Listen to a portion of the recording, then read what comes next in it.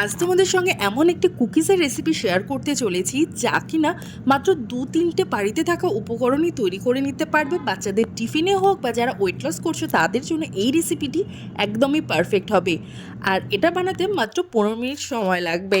তো তার জন্য লাগছে 1 বাটি ওটস আর 3টে কলা। তার জন্য প্রথমে কলাগুলোকে ভালো মতো ছাড়িয়ে নিয়ে ভালো মতো পেস্ট করে নিতে হবে। তোমরা চাইলে মিক্সিতে দিয়েও পেস্ট করে নিতে পারো। এবার এর মধ্যে দিয়ে দেবো ওটস, তারপরে দেবো সামান্য একটু লবণ অ্যাডজাস্ট করার জন্য, টেস্টটাকে ব্যালেন্স করার জন্য। দিয়ে দেবো সামান্য একটু দারচিনির গুঁড়ো।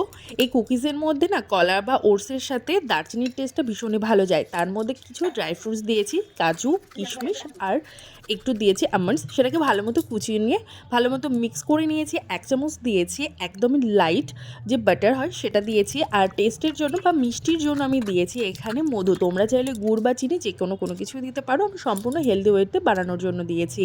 তারপর দিয়েছি সামান্য একটু বেকিং পাউডার, বেকিং সোডা দিয়ে ভালো মতো মিক্স করে এবার এয়ার ফ্রায়ার যে সিলিকন ট্রে হয় তার মধ্যে সুন্দর মতো এভাবে স্প্রেড করে দিয়েছি। এবার এয়ার ফ্রায়ার অন করে আমরা দিয়ে দেবো।